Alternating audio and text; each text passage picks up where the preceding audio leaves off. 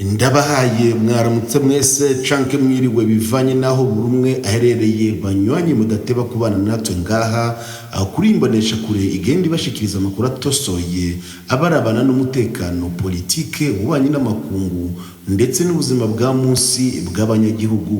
Je vous souhaite à tous le bonjour ou le bonsoir selon l'endroit où chacun se trouve. Chers fidèles qui ne cessent d'être sur cette plateforme qui vous présente des informations vérifiées, qu'il s'agisse de la société, de la sécurité, de la politique, des relations internationales ainsi que de la vie quotidienne des citoyens.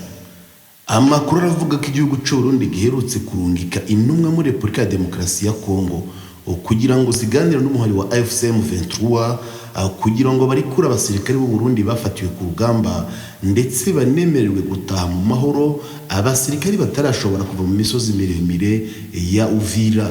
Nk'uko ikinyamakuru SOS Media dukeshe inkuru cyabimenyesheje, abakuru b'igisirikare b'u Burundi bane nibo baheruka kurungikwa kuganira na AFC M23.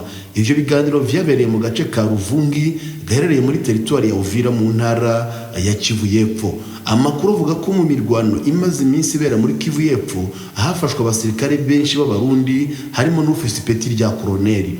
Umuvugizi wa AFC M23 Lawrence Kanyuka yavuze ko uwo muhari witeguye guha Uburundi abasirikare babo bafashe mpiri, agira ati kubarwanyi b'abarundi bafashwe canke abakiri mu mirwano turizera ko bazokwitabwaho mu mutekano usesuye kandi bagashyikirizwa ubuyobozi bw'igihugu cyabo hubahirizwa uburenganzira bwa muntu. Amakuru nayo nyene avuga ko igihe abayobozi b'abarundi bahura na AFC M23 basavye ko hafungurwa inzira y'ubutabazi yotuma izindi ngabo z'u Burundi ziheze mu misozi cane mu gace ka Lamera zishobora gutaha zinyuze mu mupaka w'u Burundi. Izo ngabo zavuze inzira yo gucamo inyuma y'uko AFC M23 ifashe uduce twa Lubarika, Mitimbili, Katogota, Luvungi, Bwegera ndetse na Sange aho ingabo z'u Burundi zasanzwe zicagenda. Hari kandi amakuru avuga ko inyuma y'uko AFC M23 yigaruriye Uvira, benshi mu basirikare b'abarundi bakoresha uwo mujyi nk'inzira bahavuye bihungira mu duce twa Malimba, Mugeti, Kirungu, Lubuga ndetse na Muramvya, ariko bafise akoba ko bofatigwa mw'ijoro. Andi makuru atangwa n'abasirikare avuga ko ingabo zari mu bice vya Mikalati, Pwezero, Lulenge, Bibokobo n'ahandi zatanguye kuraba uburyo zo kwambuka ikiyaga cya Tanganyika zigashika Irumonge biciye mu bice vya Baraka ndetse na Mboko. Kuri ubu AFC M23 isaba Burundi ibi birimo nk'ivy'imbere yuko bosubizwa abasirikare babwo bafashwe, harimo guhagarika ibikorwa byose bya gisirikare muri RDC no gucura canke gukura ingabo zose z'u Burundi ziri ku butaka bwa Kongo.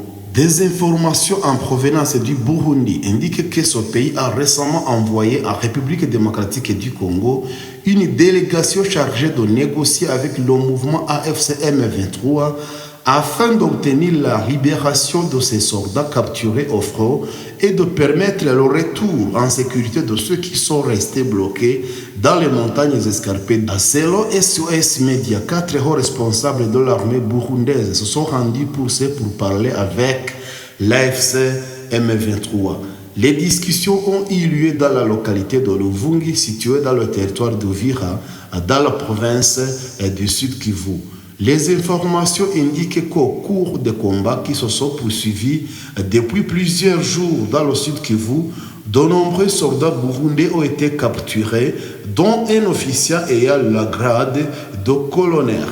Le porte-parole de l'AFC M23, Lawrence Kanyuka, affirme que le mouvement est prêt de remettre au Burundi ses militaires capturés. Il déclare: concernant des combattants burundais faits prisonniers ou encore engagés dans les combats, nous assurons qu'ils seront protégés en toute sécurité et remis aux autorités de leur pays dans le respect des droits humains.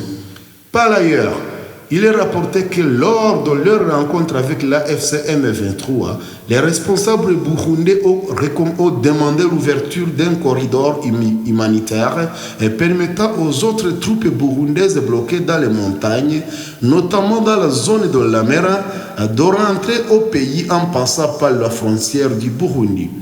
Ces troupes n'ont plus de voie de sortie depuis que la FCM23 s'est emparée des localités de Lubarika, Mitimbili, Katogota, Luvungi, Bwengela et Sange, et par lesquelles les soldats burundais circulaient habituellement. D'autres informations indiquent qu'après la prise de l'Uvira par la FCM23, plusieurs soldats burundais qui utilisaient cette ville comme passage ont fui vers les zones de Malimba, Mugeti, Kilungu, Lubuga et Mulanvia, tout en courant le risque d'être capturés durant la nuit. Des sources militaires rapportent également que les troupes stationnées à Mikalati, Pwezero, Lulenge et Bikoboko et dans d'autres zones envisagent désormais de traverser le lac Tanganyika pour rejoindre Lumonge dans le sud-ouest de Burundi en passant par les régions Baraka et Mboko. À l'heure habituelle, parmi les conditions posées par l'AFCM 23 avant de remettre les soldats burundaises capturés figurent l'arrêt de toutes les opérations militaires du Burundi en RDC et le répatriement complet des troupes burundaises déployées sur le territoire congolais.